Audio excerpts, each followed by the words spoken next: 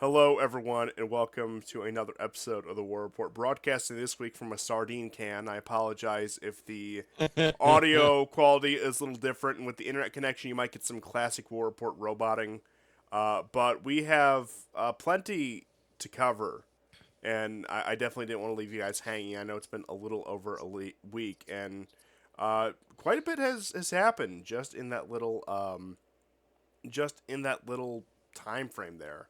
So we Yeah. have a lot to go over, especially out of Ukraine. I regret to inform you that everyone's favorite Zelensky uh, courtier, not Arestovich, Yermak, is gone. Uh, Oh, yeah, what a tragedy. I think actually out of the entire original Zelensky cabal, that Podolyak is the only OG left.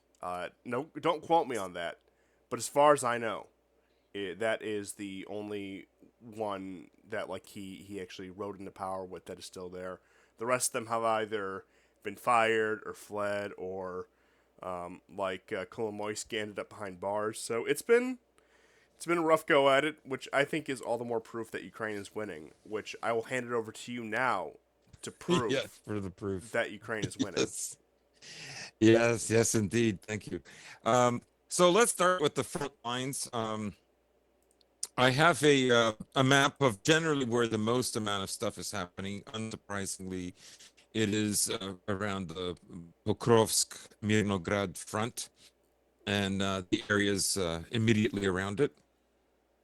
But we're going to start with Gulia. Now, forgive me, I don't have I know I did a screen cap. I can't find it. I don't know what I've done with it. But in the Zaporizhia direction, the Russians are advancing in Gulia. This map doesn't show it, but there's a southern part of Gulia where the Russians have already entrenched themselves in a residential area. Gulia has some high rises and some industrial areas. Basically, in the center of the city, what this map is showing you is that the Russians now have taken over some farm complexes immediately on the outskirts of the city. They made a lot of gains through the week, so they're considerably closer than they were from the last show. I would say at least 20 kilometers from the east side. Um, Next, we will move into the this like the northern section. You can see that the Russians are now taking the territory. They lost the Ukrainians in the area outside of Dobropilya. Dobropilya is like a little bit away. This is in the Shahove area. You can see that the Russians are clearing this area. They're retaking it. Um, as I, the next slide will kind of tell you what their goals are. Okay. Um, so they're reestablishing in that northern state where they got pushed out. They lost a good chunk of it, and now they're pushing towards Belitske. And Belitske is kind of like the first town that they need to take. Pay attention to the fortifications by the Ukrainians. Notice that you probably haven't seen them before. Now, I'll show some other slides to talk a little bit more in depth about these fortifications. But notice where the gains have been. The Russians crossed over like these almost parallel lines of fortifications. Those are anti-tank ditches, so it is not easy to cross this area. And of course, this is an area that's gone back and forth between the Ukrainians and the Russians a few times. But I think now the Ukrainians are kind of spent in this area, and they're getting ready to begin defending further west of here. Now, this is a close-up of the push that they made Bitske, with a closer view of the trench lines that I'm talking about. And then next slide, new trench lines. These are a little different, and we haven't seen these before. as far as I know, Weeb Union is the only one. That's where these maps are from, by the way. Um, they're the this is sort of brand new, the new defensive strategy by Ukraine. Now, this is from a completely different sector of the front line, but it's a clear image that I want everyone to look at. You notice that there's these faint blue outlines, then a slightly brighter blue outline, and then there's these sort of orange copper colored lines. What they represent is a combination of dragon's teeth, barbed wire, and anti-tank ditches.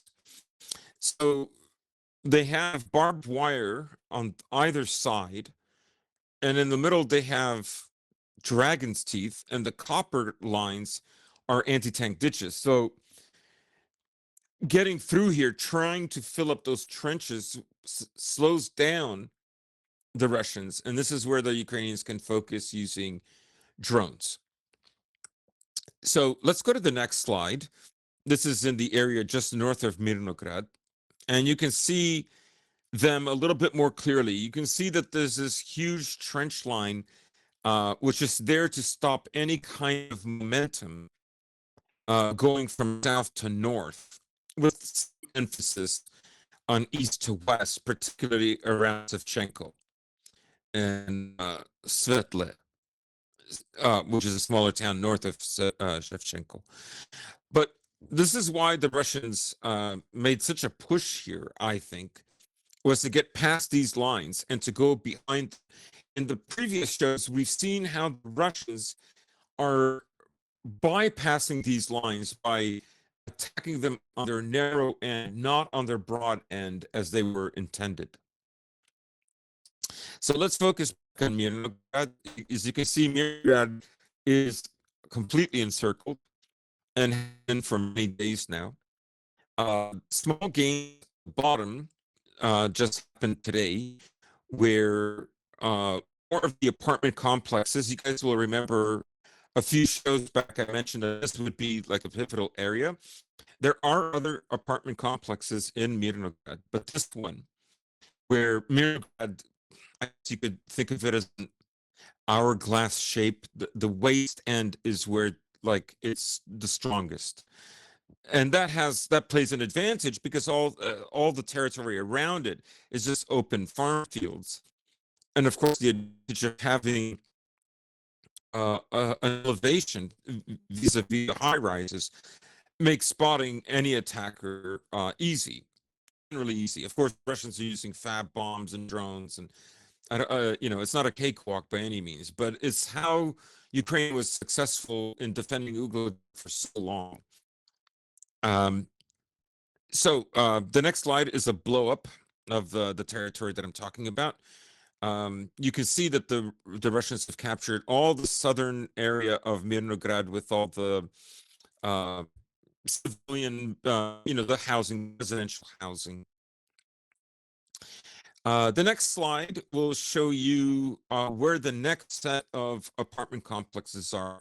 This is a slightly smaller area, but generally speaking, the northern part of Mirnograd is slightly less residential than the southern part.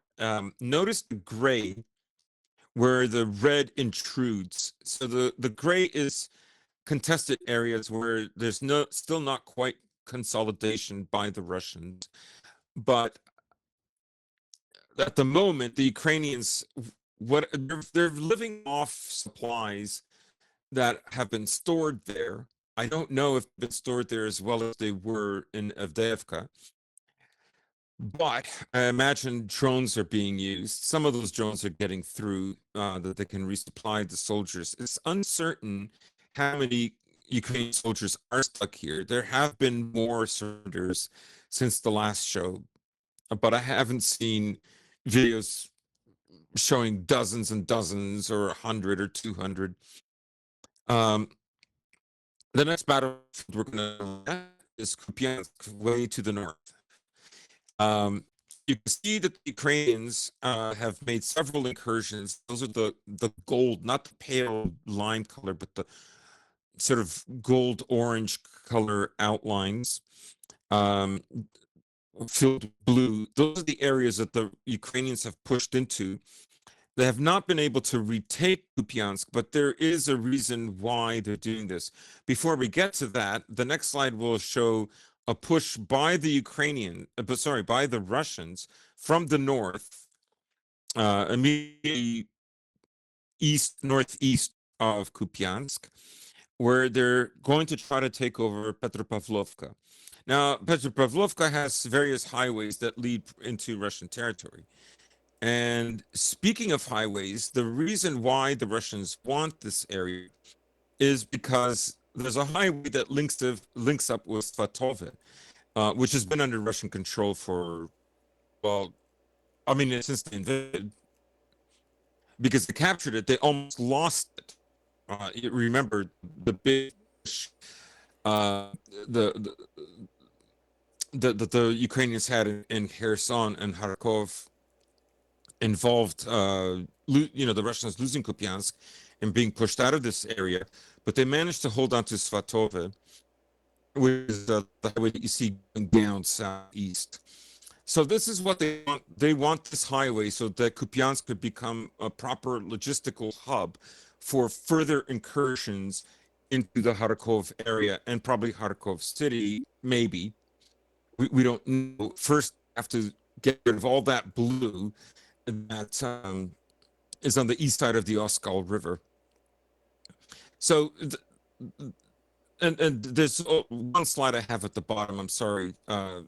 This is the northern front of Mirnograd, the area near the anti-tank ditches, where Russians have made new gains in a town called Sofivka,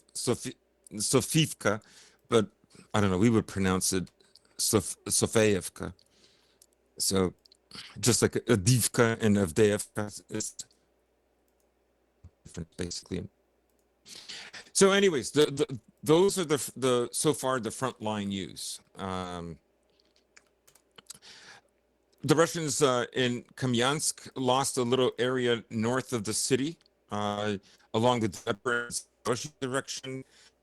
They've made more gains. Again, my apologies, I don't have the maps, but the show would be really very long if we had every single movement condensed over the week. It would literally take over probably an hour. There's people who have entire dedicated mapping projects for that reason, and that we try to Yes. give an overview so we can use that as a springboard to talk about the surrounding Yeah. issues with it. So, I still like to think that you especially do a thorough job, but you are correct in your statement that no, we cannot sit here for 4 hours and litigate every frontline movement.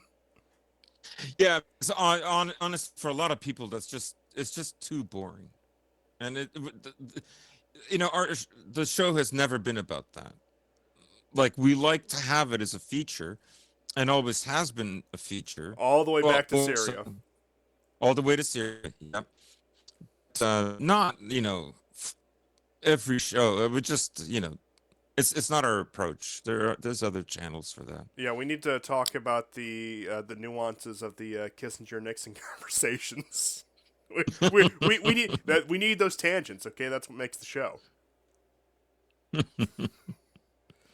We need to do a show on the Nixon tapes. That's an unrelated project, but we need to do that at some point.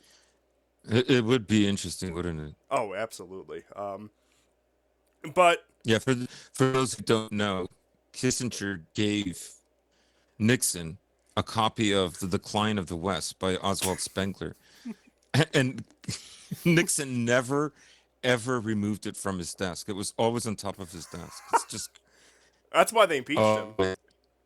Yeah, it wasn't stupid. Gay shit like secrets, and it was Oswald Spengler. Yeah, what's a little political? I mean, that was kind of a real thing. Like in Britain, they went after Toynbee. They tried to discredit Toynbee because as soon as you talk about a cyclical view of history applied to empire, they panic because there can never be any end to this. And Britain, between World War I and II, and then immediately following World War II, it was obvious that they had lost their empire. And so I mean, they needed people to invest in the idea that losing the empire would not, or they could regain it, or they would have control in some other way. But Toynbee and Spengler, there's a greater finality about what are the consequences of this sort of last stage of civilization and empire. So that's why they, you know. Oh yeah, yeah. Anyways, yes, But thank you once again for your minutia minute. And that was actually much closer to a minute than what we normally get. So yes, I know. the audience can rejoice. I teased it. I teased it, Yeah, but it's I teased it at the beginning of the show. But we have to talk about the palace intrigue in Kiev. Uh, oh First and yes, foremost, with good old Yermak is out of office.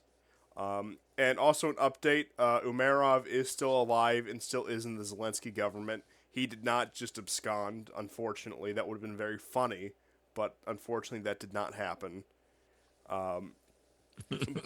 But now you are getting Zelensky's inner circle fleeing like rats from a sinking ship, to the point where Podolyak is the only, as I was saying, is the only OG left from Zelensky's inner circle, and that this is all supposedly in the wake of the corruption scandal where they bezeled.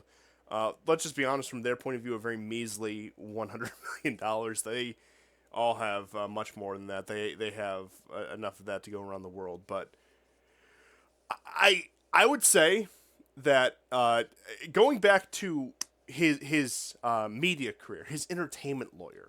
That's who mm, Yermak was. That's who Yermak I suppose still is. He's not dead, at least not yet, not that I know of. But that could come soon. He flees. He goes somewhere like Cyprus or Israel, and let's just say he gets the Clinton special. Two in the back of the head. It was ruled uh, mm, that he ended his own life. I know that YouTube's very sensitive about certain words, so I won't use that yeah, directly. But yeah, that might be what we're looking at for that and a lot of the other former members of the Zelensky cabal. But I think Yermak being out is probably the sign that yes, Zelensky may be short to follow. And you combine that with some rumblings from not only Zaluzhny, but also figures like Klitschko and Poroshenko. I know that, especially as Kiev has been more of a target in terms of infrastructure, that Klitschko has become a much larger, more prominent voice. I mean, he always was. He always was one of the top political figures, like contra Zelensky, that a viable replacement. But and he goes back to the original Maidan gang oh yeah, with Poroshenko, which Zelensky was not a part of that. yeah. Zelensky was part of the Dnieper clan. He was with all of the the, the, The guys with the funny hats that killed the chickens by grabbing the neck. I have no idea what you could be referring to, but I think I'll let the audience interpret your statements how they see fit. But yeah, the good old Pale Settlement Gang, as I suppose you can also call them. Oh, what an interesting What a agglomeration of people.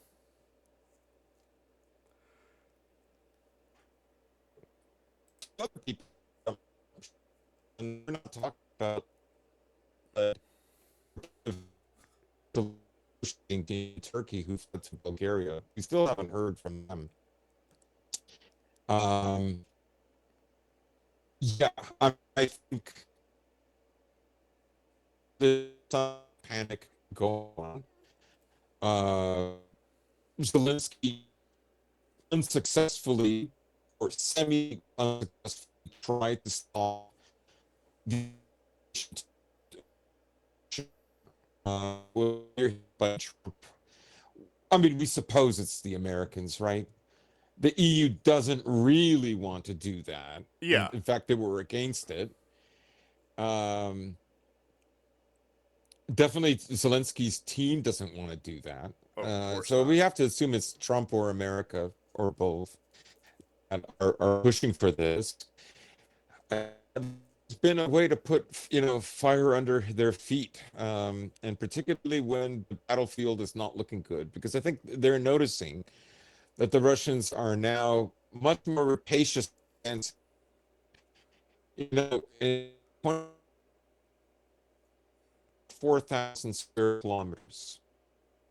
In 2025, by the beginning of November, we're now right at the end, they gained a little over 5,000, could get to 6,000 square kilometers. So the momentum has been on their side rather slowly, but since late, you know, uh, late, basically November 2023. Yes. They've been in a steamroll since then,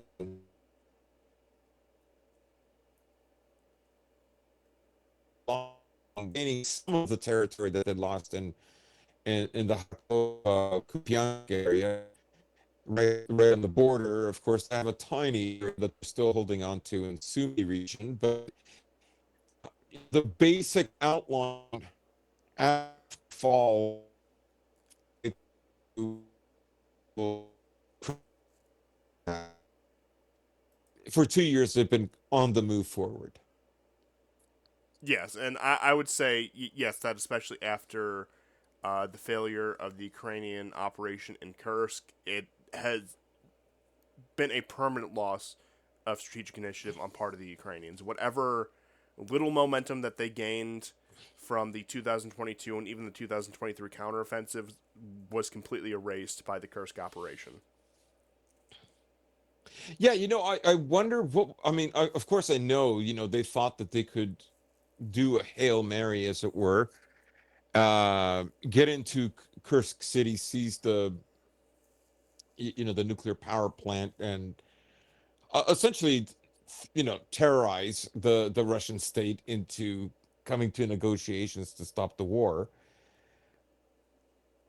Now, the argument is, well, why didn't they just not do that and just defend?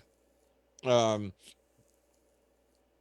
it has to be said that the battle for the Kursk region around Suja, casualties were about equal, and material losses on both sides were roughly equal according to history legend. Maybe there was a little bit more by the Ukrainians, but that report came just before all of the territory was taken back.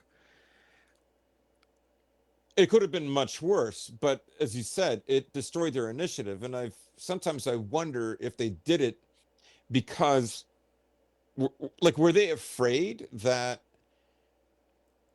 I mean, were they afraid that the Russians would push from Zaporozhye, and Perhaps. they don't want the city of Dnieper and the city of Zaporozhye to be destroyed? Because I don't know. I Now, mean, I did say going back to August 2024 that it did, number one, appear as a stalling operation for any operations, say, on the southern front or even a new front in the Sumy region, because the Russians were building up forces in Sumy on the eve of the Kursk offensive.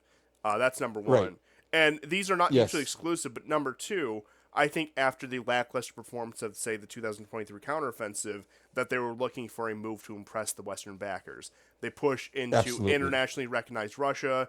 You have all the talking heads on CNN, Fox News, whatever, talk about how this is the Ukrainians taking the fight back to the Russians, and that they're finally going to get even, which means we need more money and more guns to make that happen, to make sure they are able to see through that operation.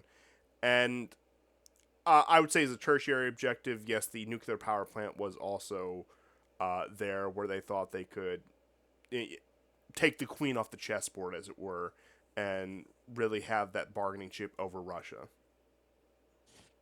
And sometimes Zelensky's words in the preamble to the Kursk invasion would suggest that another reason would be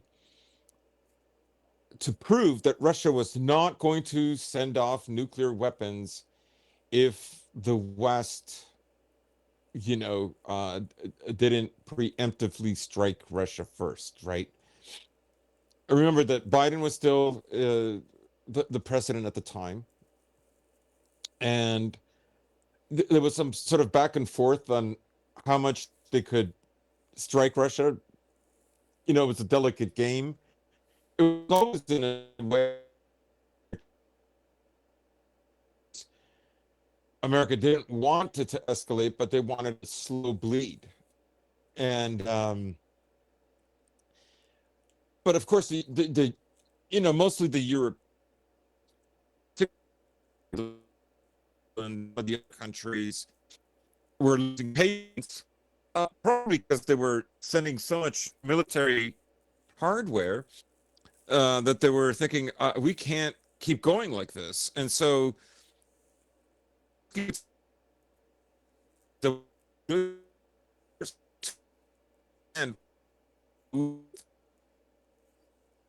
was something that was repeated by various American and British, but even German talking heads that were in the military or formerly in the military for quite some time. And so in many ways it was there to sort of prove a point that they're not going to look, we can invade. They're not going to nuke us just because we did that. Yeah, it's crossing the red lines, whether real or made up, because there have been many cases where the media, the Pentagon, will say, "Oh, Russia has this red line. We crossed it. Nothing happened." Where the Russians never said. Yes. Similar to say 3 days to Kiev, where that was a statement coming from Mark Milley of all people that has been Yeah. attributed to Both Vladimir of them are Putin. red herrings.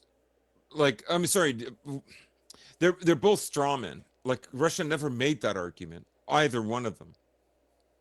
It was an argument that was formulated in the West, That and that was projected onto Russia. that's right. Uh, and Yeah. and then of course the lemmings are like, oh well, Russia must be a paper tiger, et cetera, et cetera, et cetera. And unfortunately for us, one of those lemmings just so happens to be Donald Trump. Yeah.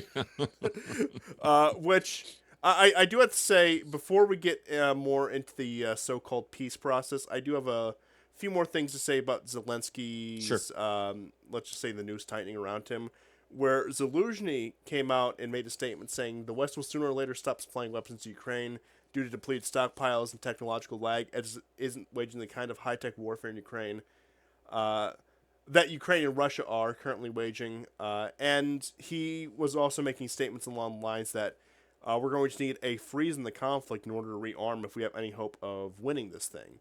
And that's coming from Zelensky, of all people, who at one point was saying we need to conscript 500,000 men in order to continue the war effort. So it's been quite the change of tune on his part. And I definitely see, despite the fact that, yes, even being outside the European Union, the UK is very much in NATO, that the Anglosphere countries, even with somebody like Keir Starmer, see more eye to eye on Ukraine than, say, uh, the Anglosphere countries in the continent, where the UK could be convinced for the freeze idea in order to rearm and rebuild. And there's even some people on the continent who are more sympathetic to that idea. But then you get the Friedrich Merzes of the world who are just hammering on that we need to go full force against the Russians, et cetera, et cetera. Which I will take the opportunity to say with that, one reason I speculate that is the case is because of the war by 2027 narrative or the war by 2029 narrative, where a large section of both the European populace and elite are convinced that if Ukraine does not quote unquote win this war, that they will have to fight it. So they want Ukraine to win in order for them to avoid war. As counterintuitive as that all sounds, even though they're playing Yeah. right into the trap for it, that is the trap that has been set for them. Where, oh, if Ukraine doesn't win, it looks like you're going to have to march one by one into Russia until Putin falls out of power, or Russia balkanizes, or whatever fantasy scenario we come up with is accomplished. And I mean, they are laying the groundwork for that. I don't want to jump around too much, but you already have Macron making the statements talking about we need a national mobilization. The French general saying, "Oh, you'll have to be prepared to see your sons, possibly die in a foreign war." Yeah. And then this whole thing that comes out from the Wall Street Journal, like I'm not going to sit here and read the entire article. That's a 1,200-page report about German rearmament in preparation for a potential war with Russia.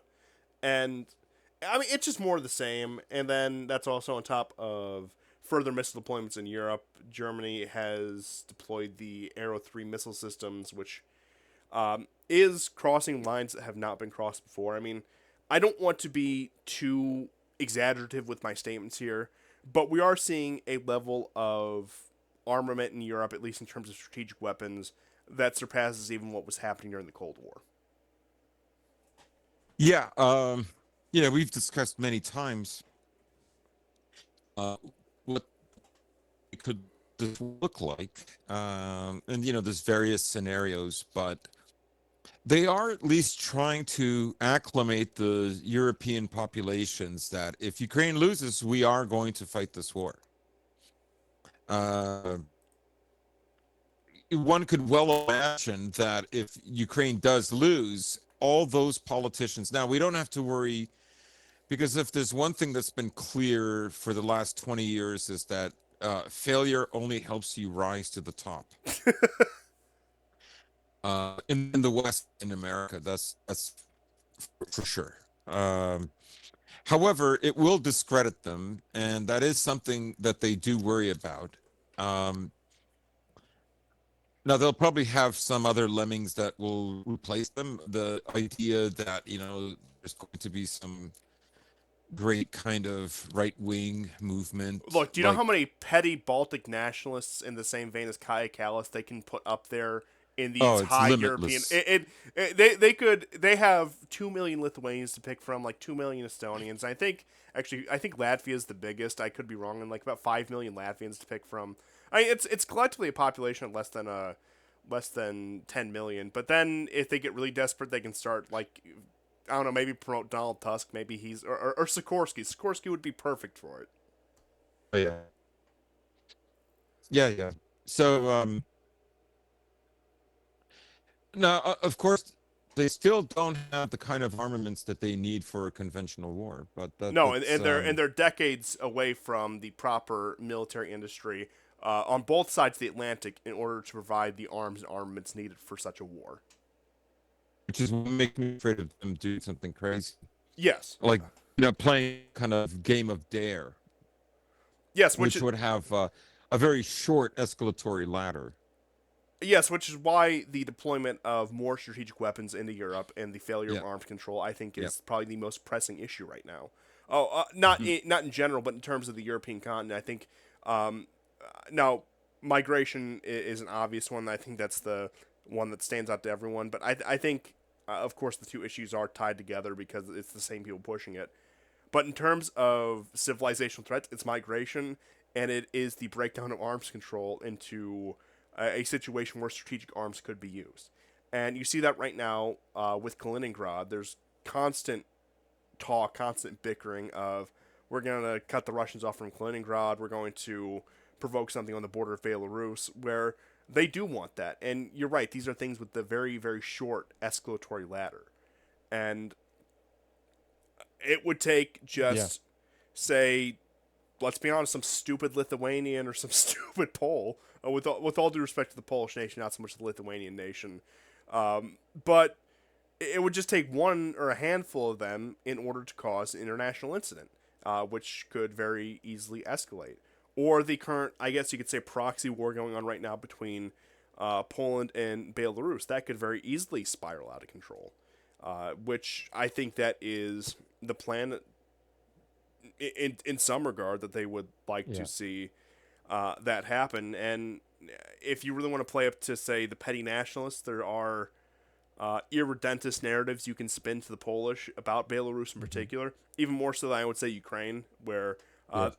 they're willing to go in and it's the Commonwealth, how we missed you, beautiful Commonwealth, beautiful Paradusis Judeorum. We can't live without you, but it's all those things, and they have similar narratives for every other country that they can bait into this war. But that it does look like the move right now that they are uh, baiting them into these wars that will have a, as you said, very short escalatory ladder.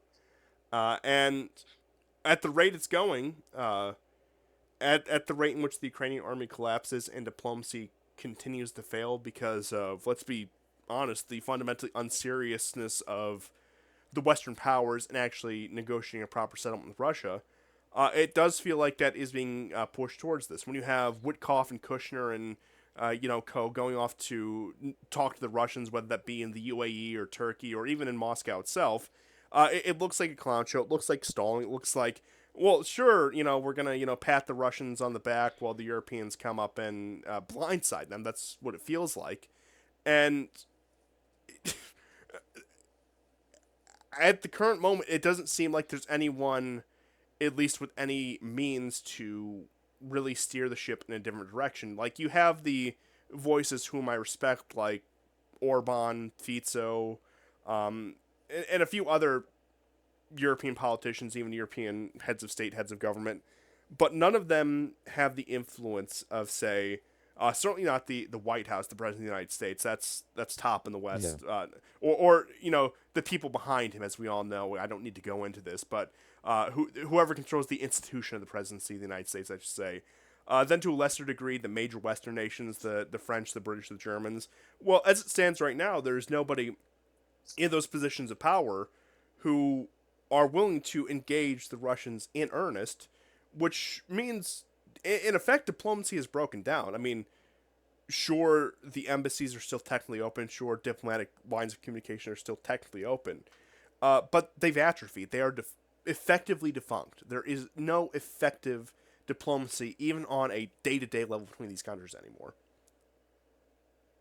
Yeah, and it's slightly. I mean, I concur with all that. Those are good observations. I've been thinking about those things myself as well.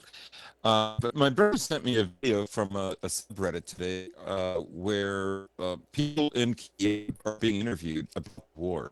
Now, we've heard lots of news about how Zelensky's popularity is dropping, while you mentioned Zelensky is still fairly steady.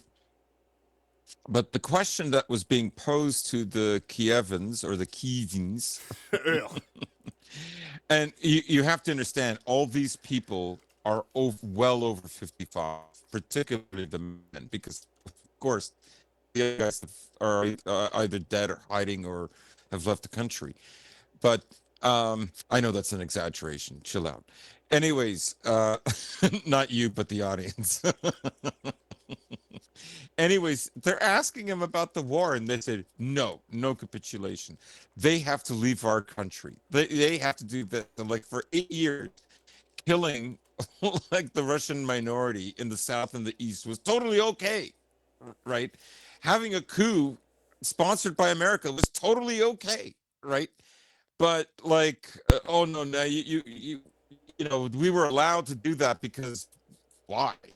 Um, anyways, so all of them are like, they're totally delusional. Like, they're talking about no capitulation. Now, I will, in their defense, one woman said, "What was the point of this? So many of our young men are dead." Well, actually, she just said men, not young men, but I'm sure she includes old and young. And what was it for? And I thought about that. I mean, of course, I've thought about this myself many times. But what it would do was it would completely crush, like, the Ukrainian national spirit. It would totally destroy it, because it would be like, it would be it would, it's the last country in Europe that it got its own proper statehood. And it's the one that got completely fooled by the US, where it didn't work out. It worked out for the Albanians, who created a little country of their own in Kosovo. It, Bosnia is still up in the air because, of course, there's a huge Serbian population. So, I mean, that's more of a mixed bag. Yeah, the most But uneasy piece there is. yes, however, like with Ukraine, you know, Ukraine's insistence on all the territory. They want the whole territory that was gradually created and crafted all the way from the 1918, 1917, and even earlier. but without the Russians, Well, yeah, or because without the Hungarians, without the Romanians, without anybody else, without the Poles. And Stalin obliged them and made sure that he sent 400,000 Poles, at least 400,000, to Siberia. oh yeah, and that's not including the Now, ones who to got be deported. honest, I have met, and one of them is a friend of mine, two descendants of those people. It's crazy. Yeah, and that's not including the like 400,000 to Siberia alone, but then also several hundred thousand more who were relocated to the new borders of Poland post World War II. Yes. So you're probably talking like in like almost 2 million at that point. People talk about the ethnic cleansing of the Germans after World War II, which did happen, and I'm not going to sit here and defend. But just as much, Poland was one of those nations that, from start to finish at World War II, saw nothing but losses in every conceivable way, really. And Yeah. I think it's still a nation that is reeling for that. And I know I get on the polls about their irrationality a lot, but I don't think a country can experience the 20th century like Poland did. And I'm not saying that. I'm not saying that in the way that, say, a lot of Atlanticist types would. But I don't think a country can experience the 20th century like Poland did and really come out sane, as it were. Yeah. Poland for one time for 100 years, along with the Lithuanians and the Commonwealth, as the largest empire in Europe since like the days of um, the Holy Roman Empire, right? To a country that for what was it, over 150 years disappeared. So I mean, I don't want to say that the Ukrainians have no chance after this, right? How many generations can you fit into over 150 years? That's a few. So I'm just saying, for the immediate future, the Ukrainians are going to ask, what was all this dying for? And I think they feel the only possible route forward is to keep fighting, because it's their own sunk cost fallacy, Yes. except it's human blood and um, human treasure. Even though something admittedly amusing I have seen from a lot of Ukrainians who are starting to be a lot more pessimistic about this war is that they're saying, well, when Russia inevitably conquers us, we're going to join the Russians and destroy Europe. Yeah, yeah, there are some that are like that. They are furious, and they want their revenge. Don't think Putin doesn't understand. Yeah, and I know. As if. And I know that there's like the theory and speculation going around that like a lot of these former Azov guys are going to be implicated in a lot of terrorist plots in the next decade, which I fully believe. That Oh yeah. yeah, a lot of these spurned guys, especially the ones who have contacts with the diaspora in the West, and depending on the opinion of certain Ukrainian diaspora in Western countries, that could facilitate a number of criminal and terroristic activities. And also, a lot of these guys are going to be recruited by Western intelligence agency, Western militaries, to Blowback. yeah, to wreak havoc elsewhere. Because you're probably going to get one of these guys, and we've seen this Ukrainian nationalists before going to fight with the Chechens. If say there is a flare up in Central Asia or anywhere like that, anywhere that might involve Russia or the Baltic or Poland, these guys are going to be redeployed there as some sort of intelligence ops or special ops. But you could have, the kind of resentment as well, where you'll have lone wolves who will become very frustrated with life. Maybe they're an amputee. Maybe they lost somebody very special to them. Uh, I think the shooting that just took place in D.C. and the Afghan who did that, who was seeking asylum in the U.S., who turns out he wasn't just a CIA asset. He was literally like working with them, Oh yeah, embedded.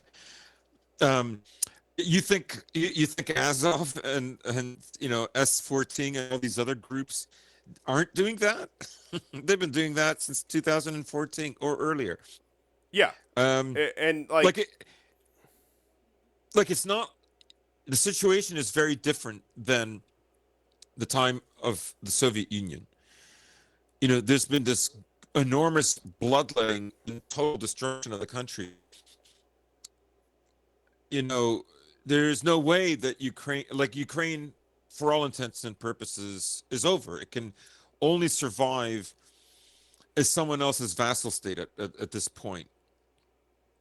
But, for a lot of Ukrainians, that's still preferable. Yeah.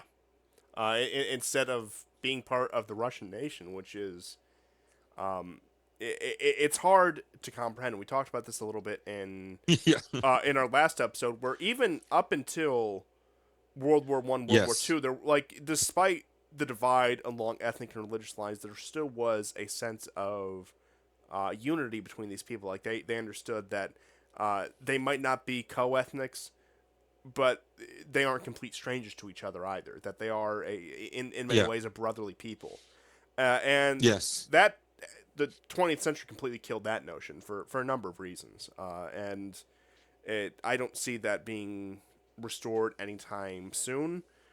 Pretty much all the Ukrainians, I should say all the Ukrainian nationals who already think that way, pretty much just call themselves Russians. They speak Russian. They're in the parts of the country where the war is most intense, which has been, I would say, one of the crueler ironies of this, where it's supposed to be the overthrow, and I know I might be attributing motives to the Russian, but this overthrow of this Kiev regime. But I mean, who's being the bullet sponge in this war? It's by and large ethnic Russians, uh, Mm-hmm. Mm-hmm. which Plus, there was also that kind of a revenge. The Ukrainians, as soon as they did get out of Kherson and the surrounding regions of Kherson Oblast, you know, if they didn't get out and they were suspected by their neighbors,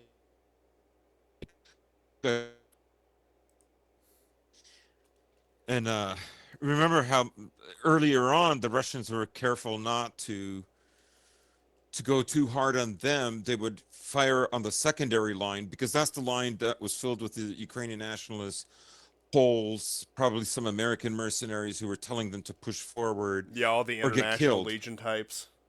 Yeah, yeah. But yeah, that Just as fodder. It's quite disgusting what they've done.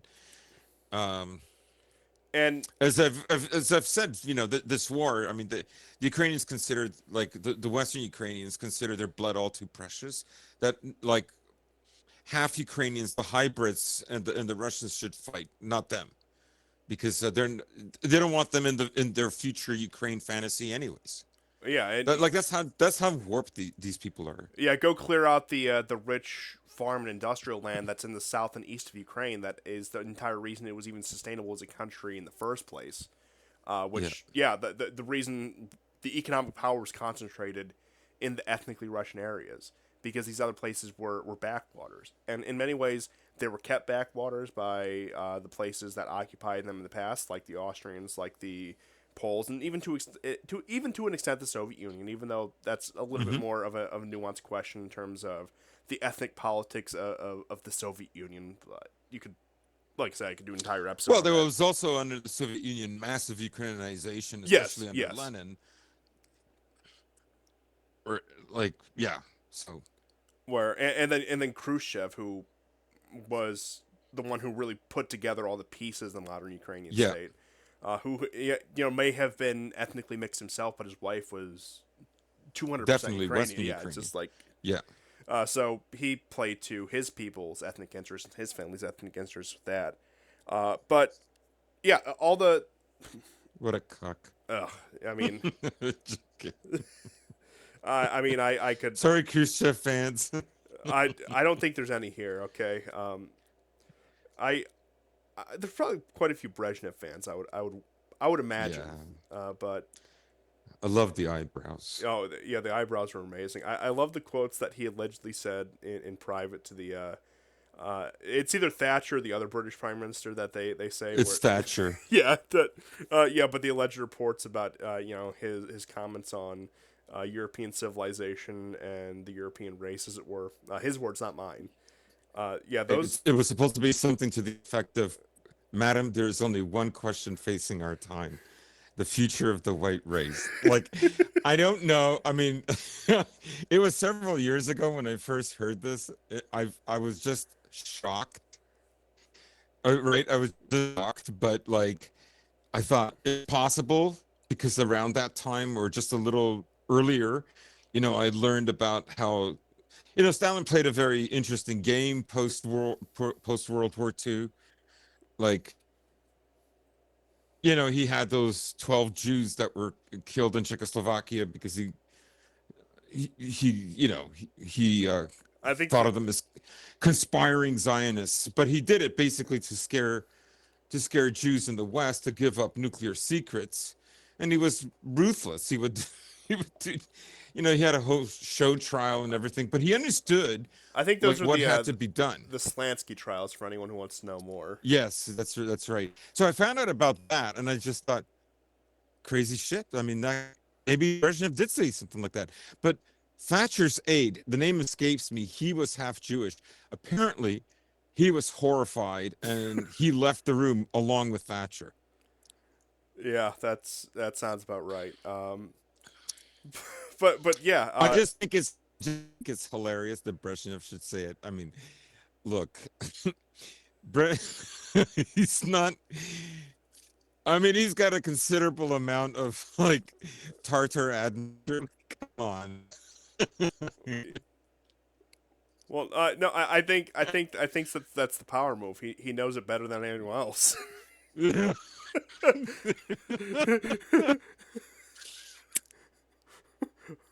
I've seen what happens when you let this happen. I'm a product of it. You know what I mean? Just the Yeah. irony. I'm Oh sure he yeah. considers. I'm sure he genuinely considers himself a European. Like, I'm not Yeah. taking that away. I just think it's Well, kind we, of we can't ironic. ask him or anything. It's the ship Yeah. sailed on that. But okay. Getting back on track with this because we did get a little Yeah. sidetracked. But in terms of, I mean, anything can happen. But there has now been an irreconcilable wedge driven between Russia and Ukraine, which in many ways was um, the one of Entire the goals of the purpose. West. Yeah, that they got what they wanted. That even if Ukraine is left as a broken rump state, even if all the economically viable parts are ceded to Russia, either de facto or de jure, there has been an irreparable rift in, let's just say, the non-Western European world. And I suppose you could say Slavic, but I think that's doesn't cover all the aspects of that. But the No. non-Western European world, which is what they've always viewed as the greater threat, for reasons that we discussed. The familiar is always much more threatening than the alien. Like they can have all the problems they want with China, and they will saber against China. They will try to provoke conflict in the Asia Pacific, but in term that's more of a material threat. But in terms of like an actual civilizational threat, it is the non-Western European civilization that has to be crushed. Yes. I mean, even even the war, I mean, that I suspect is going on. If things don't end for Ukraine well, and Europe has to continue the war, I'm sure they're thinking like, well, we're going to sacrifice, initially, the Lithuanians, the Latvians, the Poles, the Estonians, the Finns, not us. Yeah, the Romanians, even Yes, the Romanians as well. and they want their coup in Hungary so they can sacrifice Hungarians too. Yeah.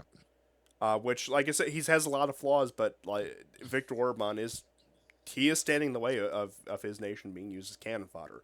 Like I There said, isn't another Viktor Orban after Viktor Orban. that's the There problem. are potentials, but Yeah, I don't see how. Like, once Orban is gone, I don't see how someone of his ilk, Suarto is an example. I don't see how he gets elected. Do you know what I mean? yeah, Because and the other problem is that nations like there'll be Poland, all kind of shenanigans. yeah, the other problem is nations like Poland and Romania, which have a lot more manpower and resources, are not able to get the Orbans in power. We saw this in Romania in the most blatant case there was, because Hmm. they know that even if these people walk the walk and talk the talk with a lot of the Atlanticist stuff. Oh, we're in the European Union, we're in NATO. We'll sometimes thumb our nose over social policies, but at the end of the day, they don't even care about that. I mean, they do to an extent, but the main thing they care about is the fact that it's men like Orban who are the one thing standing in the way of their nations being used as cannon fodder, and that is why people like that have not been allowed to succeed in Poland and Romania afterwards, as well as a number of other European nations.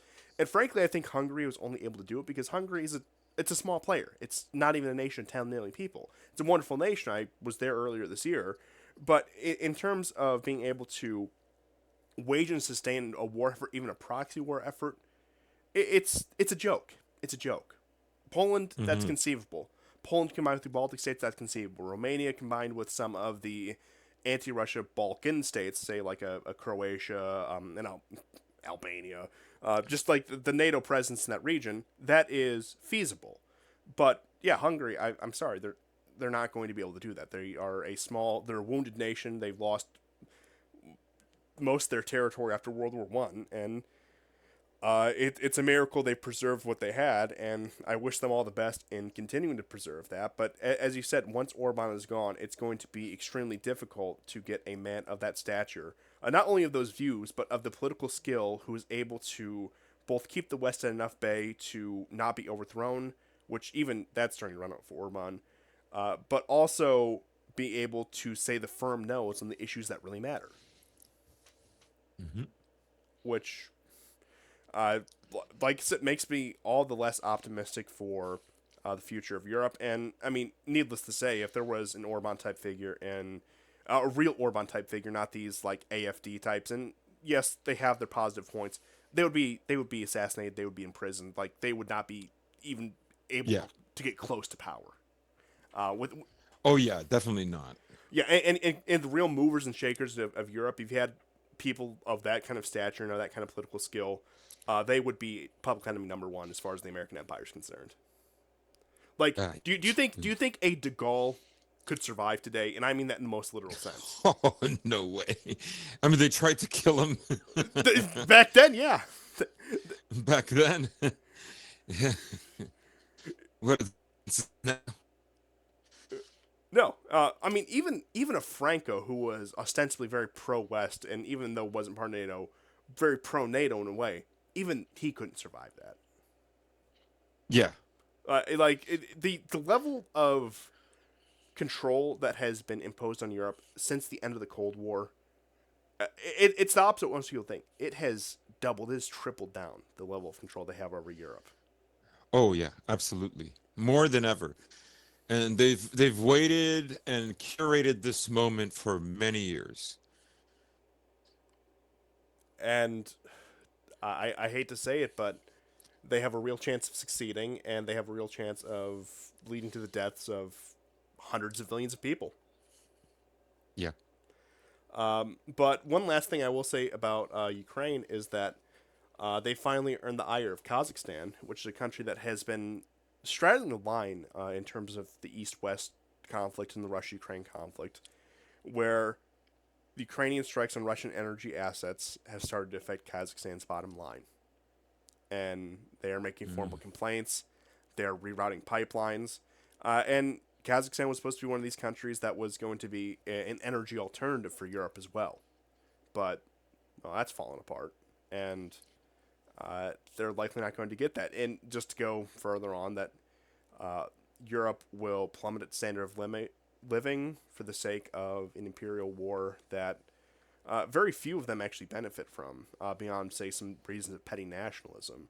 And that seems to be the fate that has been consigned to Europe. Now, can it be avoided? Possibly, very possibly, but it's difficult to see.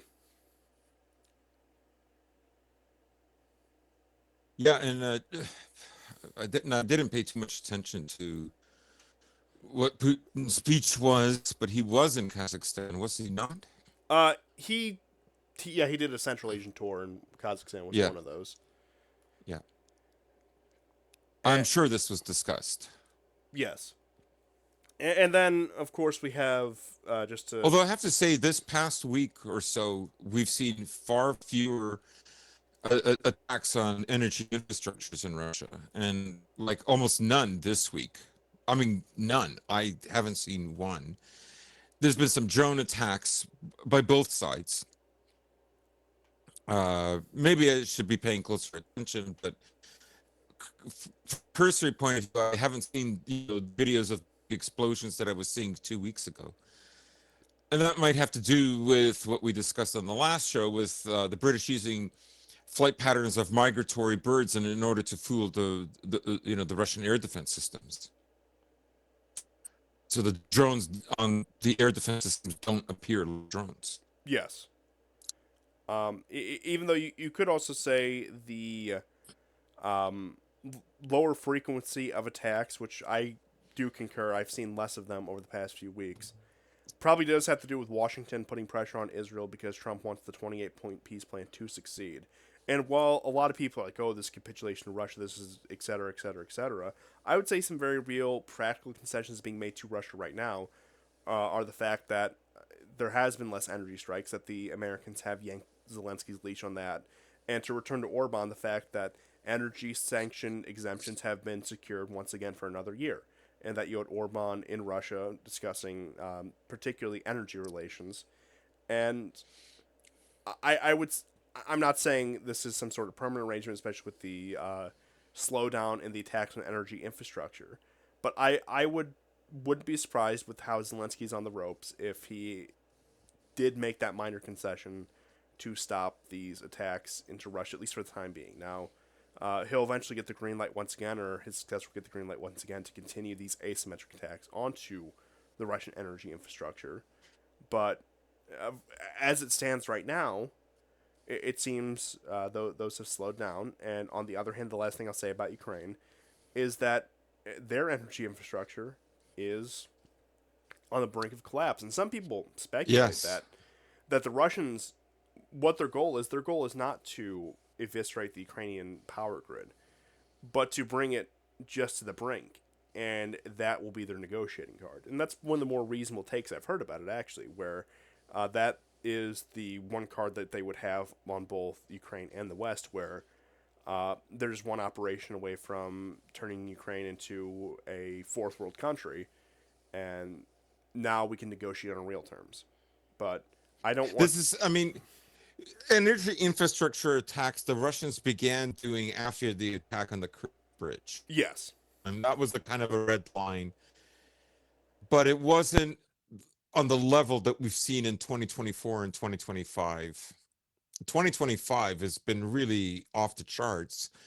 One of the Ukrainian officials this week said there is not a thermal station or some kind of whatever kind of energy plant they have, of course, except for the nuclear, that have not been damaged. Most are severely damaged. And, for months now, particularly the west side of Kiev, because, Kiev is divided along the Dnieper. They have been with blackouts. And this is kind of like a norm now in many areas. Back in 2023, Odessa was suffering shortage of water, and that was partly because of the attacks that the Russians were doing. But yeah, this year it was kind of like a tit for tat. If the Ukrainians were going to attack refineries, well, the Russians were going to do the same, and then also attack thermal plants and other energy source hubs. And the thing is, winter hasn't even begun in earnest yet. It's getting colder. It's getting towards the end of autumn, but we haven't really seen the trial by fire if the Ukrainian power grid is stable enough to handle winter conditions at this point. Which there's a very real Mm, possibility the answer to that question is no. yeah. And even with the external energy provisions, say from like Slovakia, from Hungary, from Romania, from Poland, it with the damage to the infrastructure, including transformers and everything there, it doesn't do any good for these countries to pipe in energy from abroad if the means of transporting that energy is destroyed.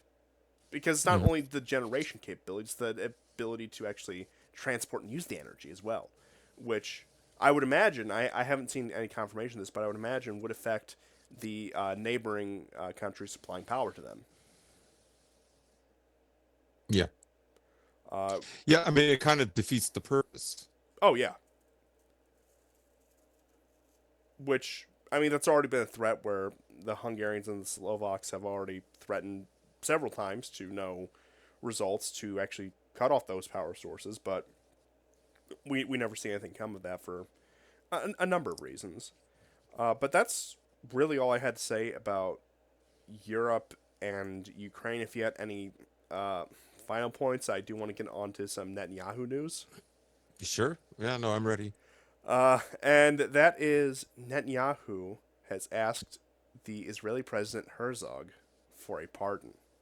And Oh, yes. there, This is just disgusting. uh, of course, Netanyahu did not admit to doing anything wrong. He says, I need the pardon because I'm being politically persecuted, etc., etc. Oh, yeah. And Isaac Herzog, the president of Israel, gave a conditional exception. And the following conditions are a retirement from politics, snap elections, halting the judicial reform, and a state inquiry into the events of October 7th. Oh, wow. So they want to roll back Oh, boy. they want to roll back the Likud government. And I think They're ready to bury them. oh yeah. I mean, just for people who may not have been aware, for new listeners, for months and months before October 7th, 2023, protests were going on in Israel, but particularly concentrated in Tel Aviv, which is the most Jewish of cities in Israel, against the judicial reforms that Netanyahu had proposed and introduced. And really, what took everyone's eyes off of that was October the 7th. Yes, now Netanyahu needs his emergency powers. Now the Likud party has to stay in power forever. Yeah. And mind you, Netanyahu had only come back into power at the beginning of 2023 because Israel had gone through two other governments from, I think it was 2021, 2022, because you had Naftali Bennett, who was actually one of the first intermediaries between Ukraine and Russia in the early days of the war in 2022.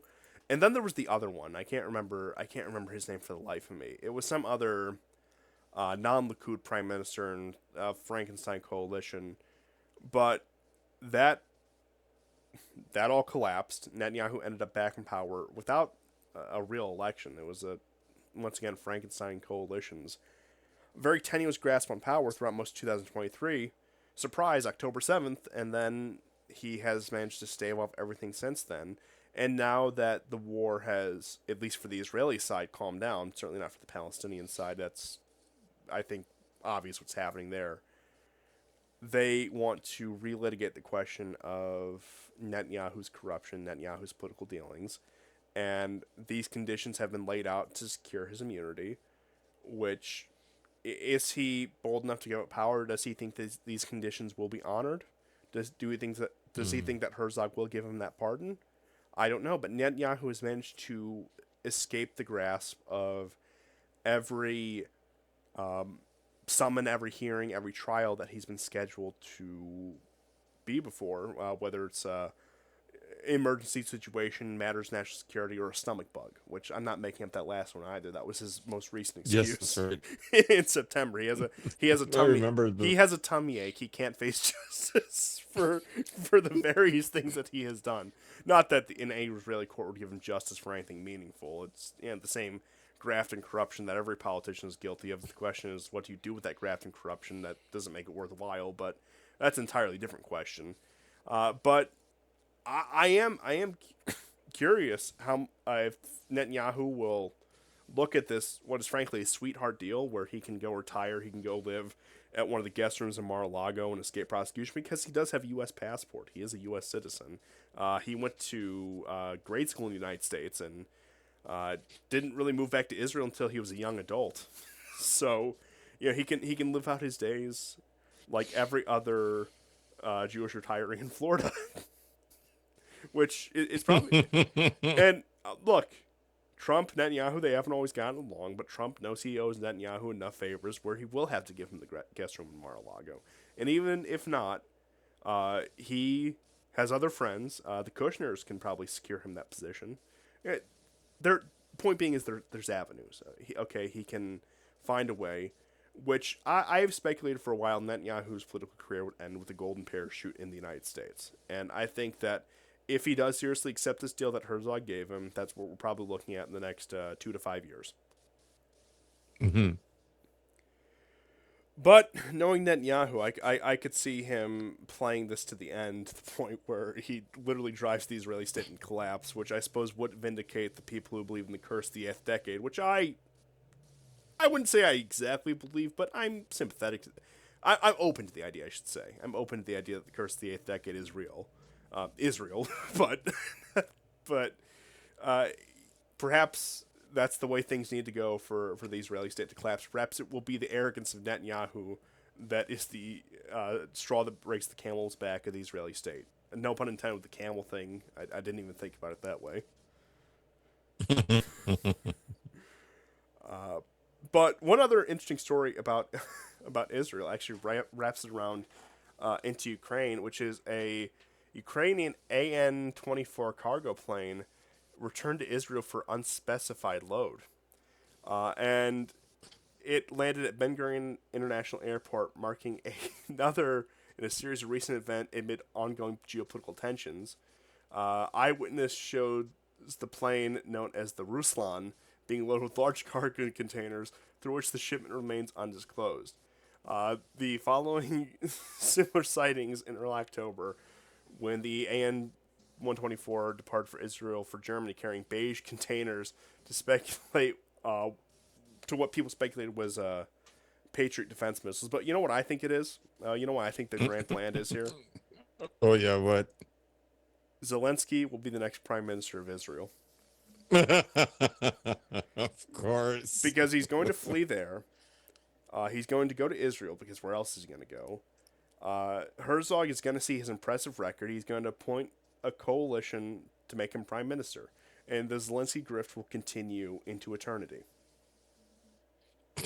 Yeah, I made that joke when October 7th first happened, that Zelensky was going to resign as president of Ukraine and that he was going to become prime minister of Israel, that he was going to overthrow Netanyahu. And you know what? He might have the resume for it. I mean, after all, didn't Saakashvili try to become president of Ukraine at one point? Yeah, that's right. After being president of Georgia. So, And he's turned into kind of like a pariah. Remember, like Saakashvili, like it came to no end, to no good end. You yeah. know, he was a kind of semi-successful Guido, and like Well, then it was all over. well, this is what Zelensky and Netanyahu can look forward to, being the next Saakashvili. Hooray! You happy now? Imagine all the NGO and think tank money that they're going to get. Imagine all the book deals they're going to get. Oh yeah. Especially Zelensky, because Netanyahu has a lot more public controversy around him. I am like, Zelensky's going to be like on CNN every other day at this point. He won't get the government exile that he wants, but he will. Look, unless both of those men face an unfortunate end at the hand of domestic political opponents, possibly spurred on by foreign powers, they are going to get the most golden of parachutes that have ever existed. Hmm. I wonder if they'll. I don't know. Does Zelensky have enough favor with Trump at this point to get the room at Mar-a-Lago? He's definitely less likely than Netanyahu. But has he kissed and made up with Trump enough to get the Mar-a-Lago? That is what I want to know. Yes, it's what everybody wants to know. But I suppose moving on to that. Speaking of Israel and its consequences, we have some news out of Syria where Israel's hand wringing because the guy they put in power, Jelani, is not as cooperative as they had hoped, and that they're also saying, "Oh well, you know, Very anti-Semitic. I should say I'm very sorry to interrupt, but go two ahead." Tankers, part of what the West insists on calling the Shadow Fleet, Oh, the Shadow Fleet. are attacked by what most people suspect are Ukrainian drones. Uh, the ships, thank God, didn't sink. Because that would have been like the next worst natural disaster in Europe after the Americans blew up the Nord Stream, um, under Biden. I'm sorry, who? He's such a such a green activist. You know what I mean? But like, it's just. Anyways, that should be mentioned. But let's go on. Let's go on to yes. Jelani is not cooperative as he had hoped. Like, well, how much more cooperation? Yeah, I'm only going to sacrifice the entirety of the Syrian air defense and let you drive yourself 20 miles outside of Damascus. I mean, I'll sign the Abraham Accords. What more do you want? Can I have a little bit of indiscriminate ethnic cleansing like the Israelis have? No, I can't. I guess not.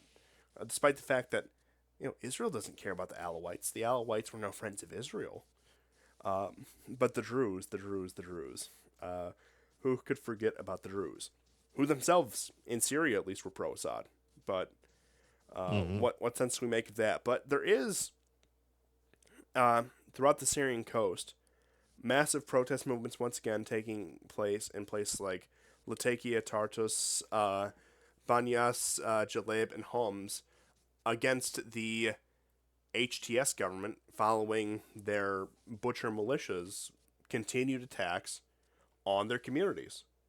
And those are primarily from the Alawite and Christians. And these are these actually attacks took place by the Bedouin tribes they ship in from eastern Syria to go on with their slaughtering and pillaging, combined, of course, with their Central Asian allies, who at this point are being ferried elsewhere because Turkey needs them elsewhere. But it is one of the bigger movements we've seen out of Syria, and we're less than a year since Assad fell. That was on, I believe, December 8th, December 9th of last year when his government officially fell. But a year ago, we had the massive sweeping rebel offensive across Syria that really consigned them to this fate. But nothing has changed since. I shouldn't say that. Yeah. Things have gotten far worse since Assad has fallen out of power because the civil war had reached a stalemate. It had reached a freeze since really 2018 from 2024. For about 6 years, it was mostly quiet in terms of everyday life. Now, that's not to downplay the economic suffering from the sanctions and from the blockades, but in terms of the wanton violence that Syria saw in the early days of the civil war, that had mostly subsided. But now that's back Yeah. with Jelani, and once again, you have and you could debate all day. Did the Russians do the right thing in Syria? Did they quote unquote abandon Assad? Whatever. But point They being, did what they could. I mean, but like, point being, honestly, like they did what they could. yeah. But my point is, the residual Russian forces left in Syria to this day are still the ones that are sheltering them from slaughter, and That's right. that And is they did go on a march. I don't know if you saw the video, but Jelani's jihadists went parading in the Latakia region. They got their fatigues on and with their with their rifles, trying to basically intimidating people because there was an Alawite protest. The old Alawite Syrian flag. Some people were run over by like Sunni. Um, yeah, a lot of bloodshed. and you have all that coupled with across the border in Lebanon, a renewed push from the Israelis, the Americans, and several Western countries, as well as um, many inside of Lebanon, to get the Lebanese government to engage in a disarmament campaign of Hezbollah. And I mean, that's not going to succeed. That Lebanese army is not physically capable in terms of arms and armament of defeating Hezbollah and conducting a disarmament operation. That's simply out of the question. And they they want that to spill over there too, because yes, you could say many negative things about Hezbollah. I'm not going to sit here and litigate that all day, but they're not HTS. They are not the Sunni jihadists that we've all come to know and hate.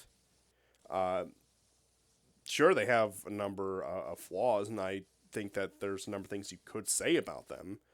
But point being is they're not the the butchers that you see in Syria right now, or the butchers that you saw ravage across Iraq after Saddam Hussein fell. And Hmm. they want to bring that once again to Lebanon. So whatever militant group would rise up in their place, which probably would be much more like HTS, can slaughter the north of the country, and so Israel can occupy the south of the country. That's the vision that they have for Lebanon. And love it or hate it, I would say the objective reality keeping the status quo in Lebanon is Hezbollah. And you can say that there are long term problems with that. I would probably agree that, yeah, long term that's not sustainable. But for the time being, I would argue this, let's just say, not ideal status quo sure as hell beats the alternative. Hmm. But there's one last thing I wanted to touch on before going into Venezuela, which I think we'll round out the show with Venezuela, which is the Japan China Taiwan controversy, where the Japanese have actually rolled back some of their statements regarding Taiwan, despite making a very aggressive statement beforehand. Which the reason that's speculated, the reason they rolled back is because the Americans were actually unhappy with it, despite the fact that marching orders for those statements were probably greenlit by the Americans in the first place, which just probably seems like A/B testing to really prod the Chinese, see what their reaction is going to be, see what the reaction of the countries and the regions are going to be if the Japanese make a more belligerent statement vis-a-vis China and Taiwan, which I think they got exactly what they wanted. They test the waters both figuratively and literally with the Chinese and gauge the reaction. So therefore, it's time to roll it back. And there has been alternatively the question of not only the Kuril Islands that Russia took from the Japanese after World War II, but just that northern flank of East Asia in general, where the Russians are condemning any attempts at further militarization of that with medium and long range missiles. That was a complaint that was issued by the Russians over this past week. And it seems like the current factions in power in Japan right now, the Gladio nationalists that we've all come to know and hate in Europe, say the Malonis of the world, even to an extent people like Friedrich Merz, the entire law and justice movement in Poland, you know the type. But Hmm. with that, it seems like the Gladio nationalists in Japan are being used as the proxy force to test the water, seeing how much can we antagonize the region, and how willing will the Japanese, as both a state and a people, be willing to participate in the next Doom conflict, which it looks like, as it stands now, the political establishment there is more than willing to. In terms of public reaction, I haven't really seen too much of a gauge on that, and there is a bit of a barrier, when, at least what I've noticed, when it comes to a lot of East Asian countries compared to, say, Europe or even the Middle East, where a lot of the media coverage is harder to find in English, or you have to go through machine translation, which itself is unreliable. Where when it comes to a lot of the news out of Europe, Russia, and the Middle East, it's much more accessible from English language sources, even ones that are, of course, more biased towards the establishment. But the reason why, and perhaps the audience has noticed this over the years, but the reason why I don't focus as much on the East Asia or Asia Pacific on the show is because there is a bit of barrier of information when it comes to that, and that a lot of what we talk about regarding the East Asians, such as China, is China's activities abroad, say in Africa, in the Middle East, even in parts of Europe and Latin America. But it seems like when it comes to domestic politics in China and just the Asia Pacific in general, uh, there's a bit more of a barrier there. So perhaps I am not looking in the right places. If anyone would have any leads on that, I would greatly appreciate that. But I mean, it seems like, yeah, the Japanese state infrastructure are fully willing, which is to nobody's surprise, to cooperate in these kind of projects. But the question is, how willing is the populace or say the business sector there, and how? I mean, because at the same time, much like the Hungarians, they are asking for and getting sanctions exemptions for energy shipments from Russia. So it's a bit more, I would say, of a gray situation than, say, the lemmings in Europe who are willing to march along to almost every order of the American Empire. But it still is concerning nonetheless. Yeah, yeah, yeah. But I suppose we'll keep our eye on that situation because that could develop more. But I would say the other big news this week has been this clown show with Venezuela, really. And Yeah. we've talked about this before. Right now, the reports are that Trump and Maduro are in constant contact, with Trump leaning on Maduro to vacate the country, despite the fact that he offered them an effective surrender agreement no less than a month ago, where the Americans would have free reign to do really whatever the hell they want in Venezuela. But that was turned down because I imagine the IMF loan was probably the red line on that, where they said they won't take the IMF loan. You can have the energy exploitation, you can have access to our territory, et cetera, et cetera. But we're not going to get the IMF loan. Well, that's not good No, we enough. need you in debt Yeah, exactly. forever. Yeah, it's If Britain can take the IMF loan, why can't you? Who are you? on that note, I wonder who genuinely has a higher approval rating, Maduro or Macron. I would Yeah, honestly say I know, Maduro, right? especially after. Uh, I Um, mean, I have. I'm so glad you brought that up because I think maybe the reason they want Maduro out, in fact, I think it's stronger than a maybe, is there's still a lot of people who kind of believe in the revolution that happened there, and only by Maduro leaving does that end. yeah, he Chavez's right Like hand man. obviously America's like, well, if you leave, we get the resources anyways.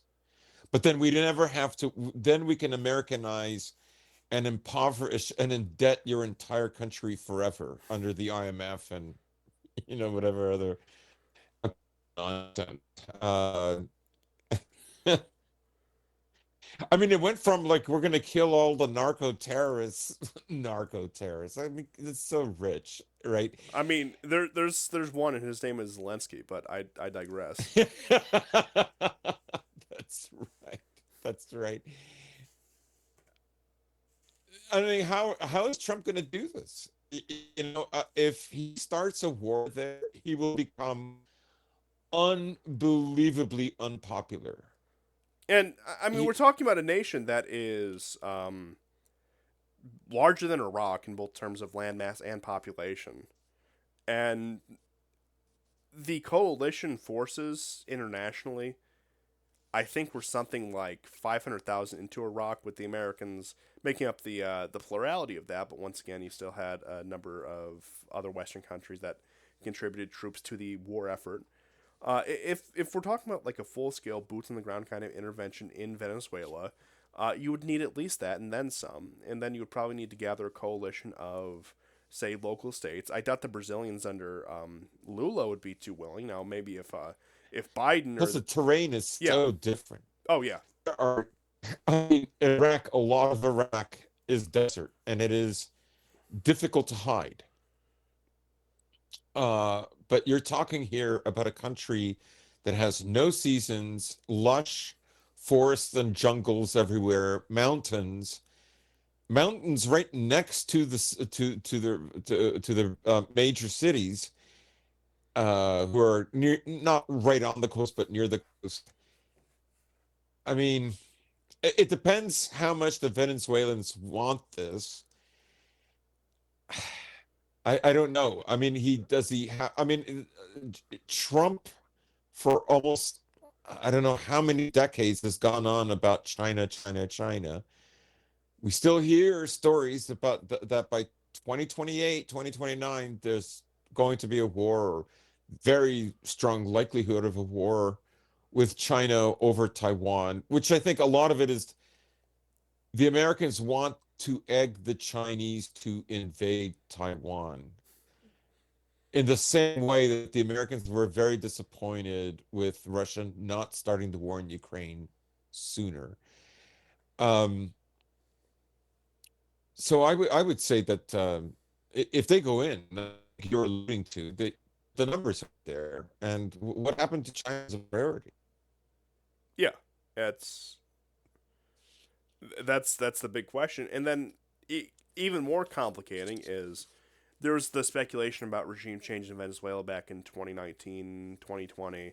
Well, Mhm. not so much 2020, more 2019. But at that point, both Colombia and Brazil were on much friendlier terms with the United States than they are today.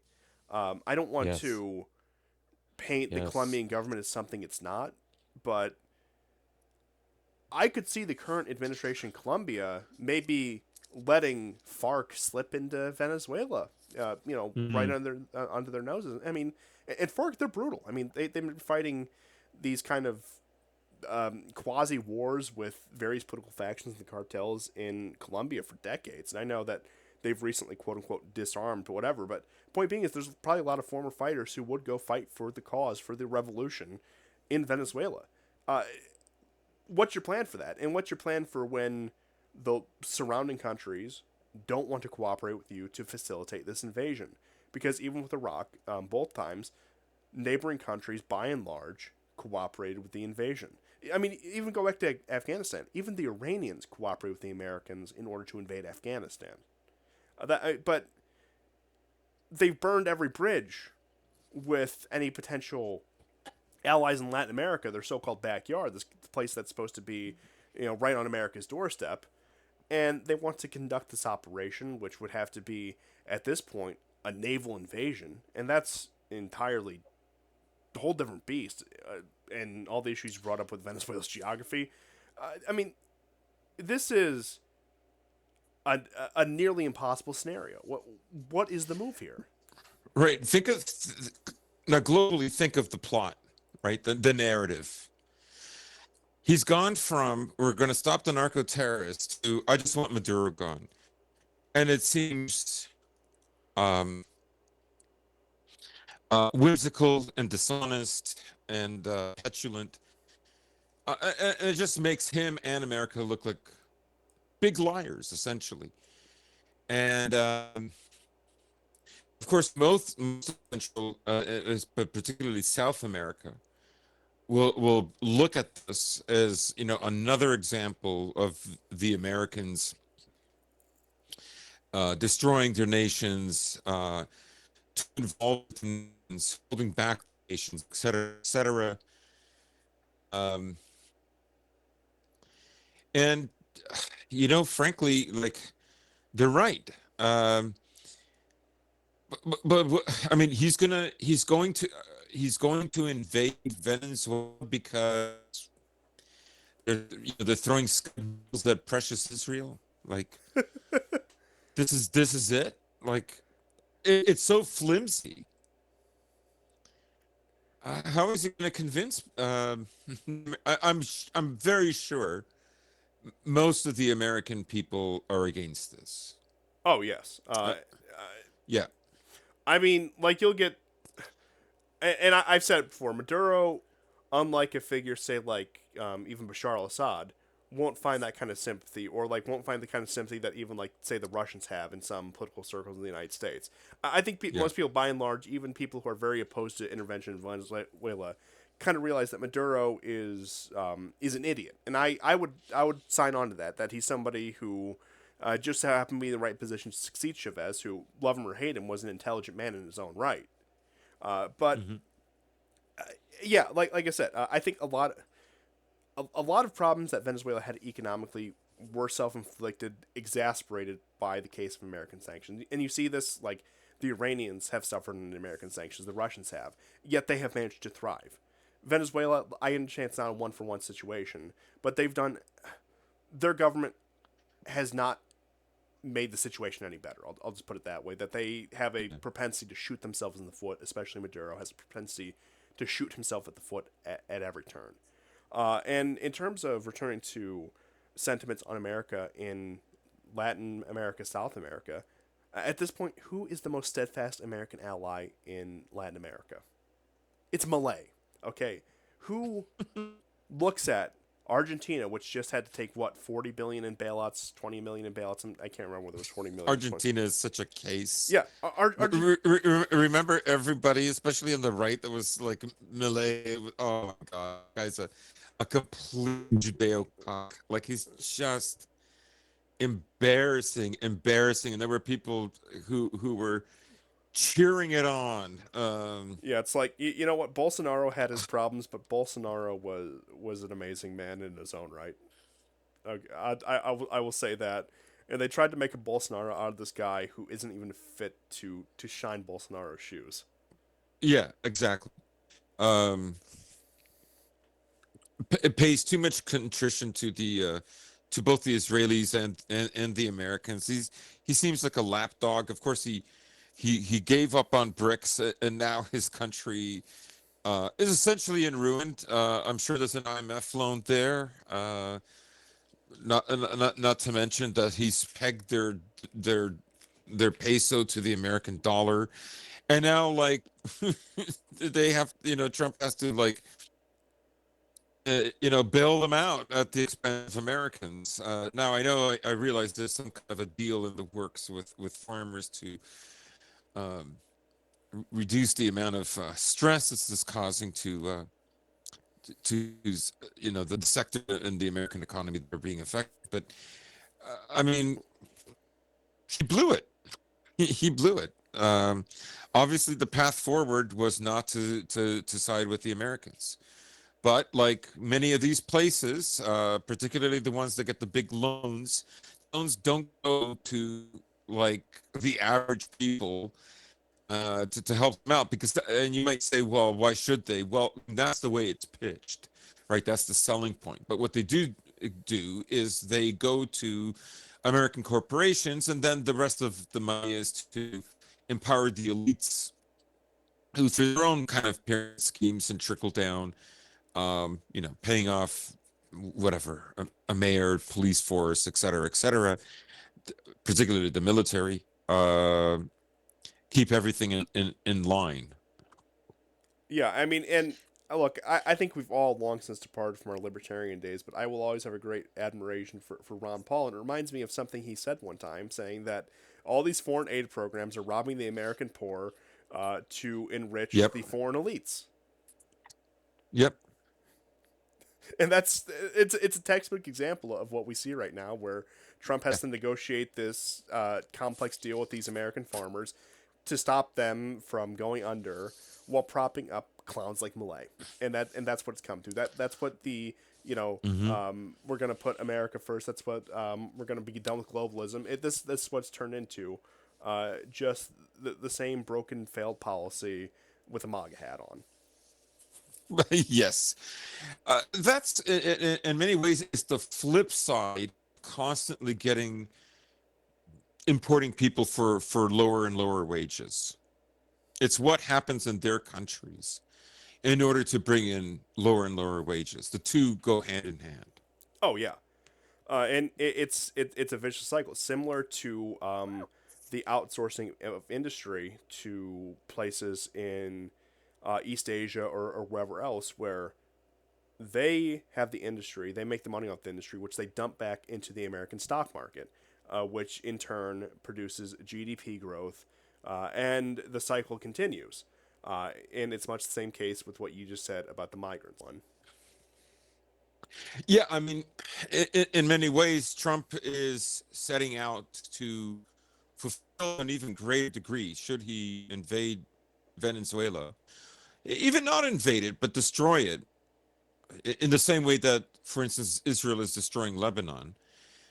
Um, he will fulfill this flip side where he destroys um, the livelihood of various people there. He will cause another refugee crisis, as our friends Conrad and Dmitry on World War Now stipulated back at the end of October. Uh, well, more than half of the refugees that started coming in during the Biden administration, they were Venezuelan. Okay, they were Venezuelan. So like, stop crying about like, oh, they're thugs. I mean, yeah, we know they are, but like, dude, you're increasing the number. Just leave the country. Like, I don't know. I mean, find some other diplomatic angle to convince the Chinese, like, not to set up shop there. I don't know, but the problem is the ruling class in America has been made too comfortable with this dynamic. Um, my brother and I were joking around about a a photo of Ronald Reagan with a yarmulke on, Uh-oh. and it was part of a tweet about like when you look at him, because he set up all this amnesty for immigrants, and so a lot of people forget this. If you're a new listener, I'm like twice Constantine's age, or close to it, Yeah, right? I don't want to give away too much, but you are like a year younger than my parents. Yeah. So, like, I literally remember all this stuff. I remember both Reagan administrations. I remember the farmers who wanted more of them, who voted Republican. I remember all of this. I was at various protests as mostly as a photographer, photographing the protests against globalization. They were overwhelmingly left wing. They were against globalization, against mass immigration, because they were against um, negative effects that it would have on the working class. And I'm just saying that with Reagan, he inaugurated this. I mean, after the '70s, it was totally dead. The union movements, and we can talk about Foucault, and his meeting with various CEOs about what the left wing would focus. That's when it started, becoming completely fixated with gay shit, essentially. But I remember this stuff. All the stuff that is very important to the right wing now was uh, almost completely left wing. Oh yeah, and It seems believable now, right? But it was the case. yeah, and in many ways, to return to your point about Ronald Reagan, he was the same sort of sloppulist candidate as Trump, where it came in, he was the outsider. He didn't have much political experience. He was going to shake Washington to its core, et cetera, et cetera. And then through him, a man who really probably didn't know the ins and outs of office, similar to Trump, they managed to implement all of these disastrous policies. And we saw this Hmm. happen time and again. And I mean, we were. I can't remember whether we were on air or not. It's been a long day in many ways, but we were talking about Nixon. It's like Nixon was I think the last president to, and yes, he had his failures. Don't get me wrong, to really actually live out to some degree of that populist message. And look what they did to him. They destroyed him. Hmm. They destroyed him Hmm. for a number of reasons, but that was one of them. Where he did build that coalition, that populist coalition that broke the idea of what the new left was going to be. I'm glad you brought up the question of Foucault and his machinations. But I mean, even going back to like the 50s and 60s, the promotion of postmodern art as a way to stick it to the stuck-up communists and the Soviets, where look, we're going to win over the left, or the entire social revolution is the 60s in order to have like, oh, well, we're not like those, that backwards old left, and it's like we don't care about economic issues and the workers and et cetera, et cetera. And like I said, that's not necessarily an endorsement of like communism or socialism or whatever buzzword you want to throw at me there, but Yeah, yeah. point being is it took the left away from the hard issues, the issues of actual importance, and it turned them into failed intellectuals and social revolutionaries. And like I said, you can see that going all the way back to the 1950s, and that was to cleave off that movement. And by a turn of fate, a lot of those people ended up on the right wing, culminating in, say, the scenario we have today. And once again, those people are being getting a knife driven in their back by the right wing, just as the left wing did several decades ago. Mhm. So, as to what the solution is, that's a big question. I don't think I can answer that in like the last 10 minutes of this episode, which I know we're actually a little shorter than usual, but we were able to get through most of the stuff faster than I expected. But I suppose we have been having more gaps between episodes lately, so that when we have now that we've normalized the schedule, the episodes are a little shorter now, which I mean I don't mind, but that's I don't mind, and we'll like they'll get longer. Yeah, like yeah, stuff will believe in contrary to popular belief, things will happen. Okay, The era Yes. the era of nothing ever happening, I regret to inform you, has come to an end. And I know there's some of you who want to flame me for that statement, but I have to stand by my genuinely held opinions, and if you disagree with that, so be it. But yeah, in terms of like what do we do from there? I mean, there's a reason I've never made the show about political advocacy, and that I've always treated this as a real time documentation of history, that kind of program. Yes. Because I think it does give us a much more sobering view when we do approach it from the lens of, say, like somebody who is analyzing histories and civilizations even as they happen in real time. Not that we haven't delved into more nitty gritty politics, but in terms of the situation we have right now, I would have to say, and I'm not here to advocate any political actions, but weather the storm. That like the capability of us doing the show and you listening to the show to actually do anything effective that won't ruin your life, and even the things that would ruin your life, not that I advocate them, wouldn't be effective anyway. Uh, it's just it's too monumental of a task, and that you need to, Hmm. in many ways, dig your heels in, find something that works for you and the people around you, and wait for the next opportunity to do something either on that personal level or, if you're fortunate enough, on that more macro level that could actually make a positive change. Like I said, I don't advocate anyone to any particular political action. I'm not just saying that to cover myself. I say that because I respect you enough as listeners of the show, as people who come here to listen to us talk about these kind of issues, to form your own ideas and opinions about these things and choose how you apply that in your own life. But I would say, if I could give one piece of advice, weather the storm. If you have to pick up and relocate to the other side of the country or Yeah. another country entirely, fine, do it. I'm not here to life coach you or anything. Uh, but yeah, like I said, the only way out is through. Is I think what I'm trying to get at here. Yes. I think it's a great. The only way out is through. Absolutely. And I see that you want to close out with Yes. some of your work here. So So this is way back. let me just go ahead and get 20, this up on the screen. 23, 24, maybe 25 years ago. Um, some of the shots. I'm not going to disclose where they were because for Tel obvious Aviv. reasons. Yes. And you'll be able to tell once I get these on the screen that these are the streets of Haifa. Okay, this is Yeah. unlike Yeah. anything I've ever seen. The jig is up, guys. I'm sorry, I didn't want it to come to this, but here's one of them, and then I'll go ahead and get the other one up for you guys. But do continue with what you were saying. Uh, uh, yeah. So if you mean about the photos, these were taken quite a while ago. Uh, I remember the photo at the top was it was the first time because some of the photographers would hang out together, and I remember being at a pub restaurant, and the guy had literally a digital camera. It was massive, and everybody's like, "What the hell is that?"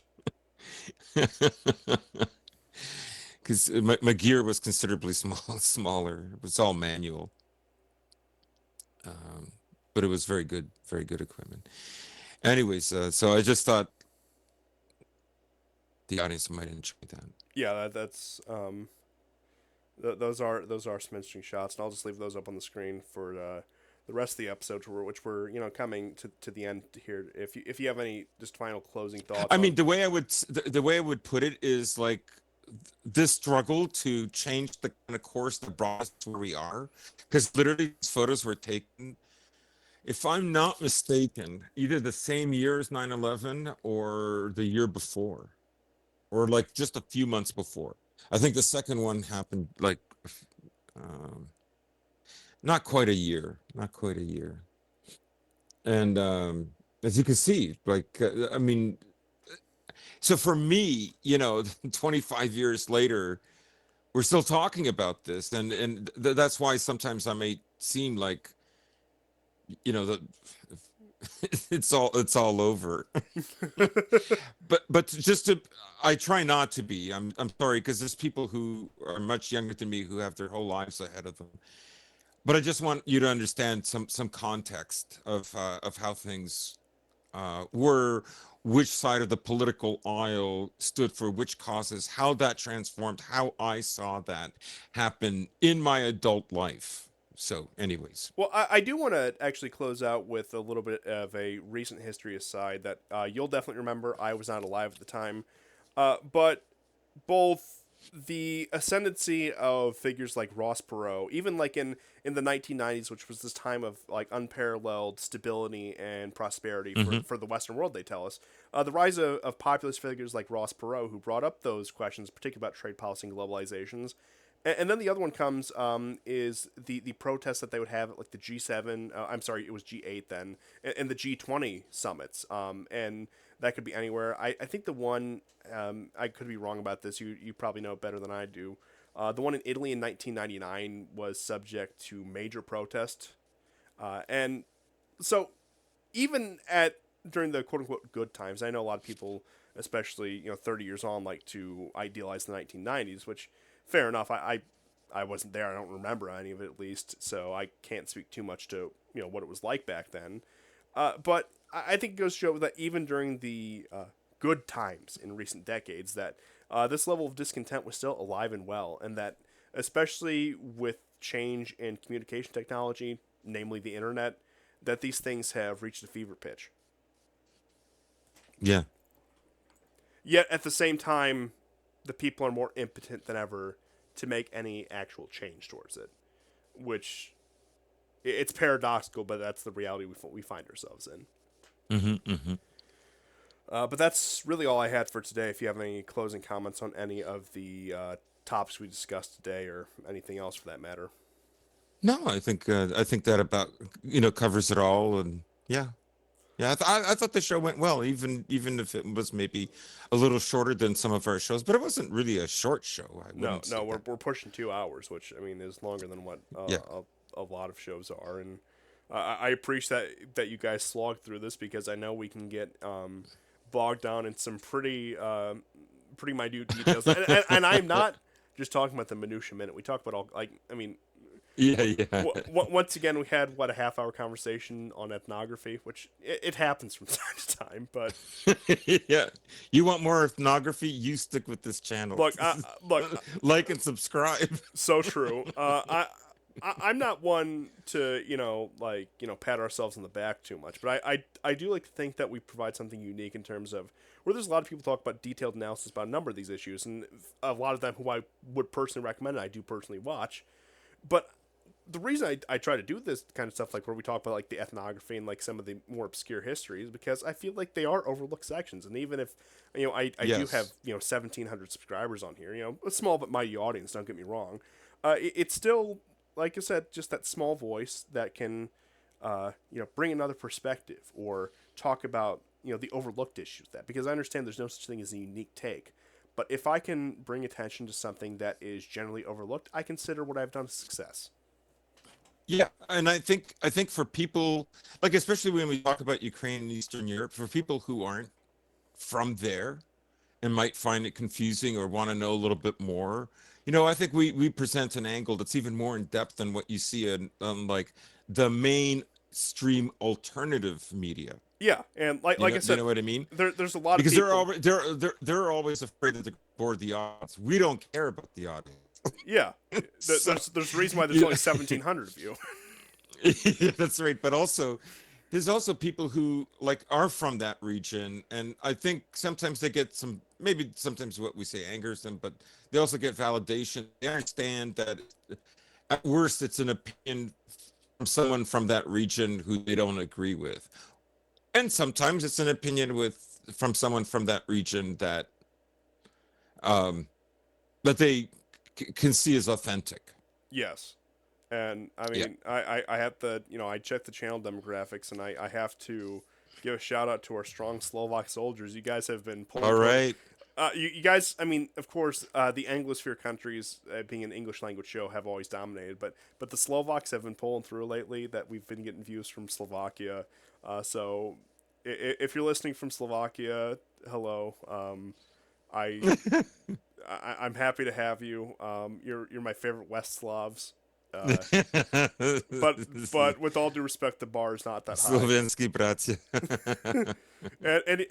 And I say that as somebody who likes the Poles the people, despite my extensive criticism of them. The Czechs I can do without, but I'll just leave you with that.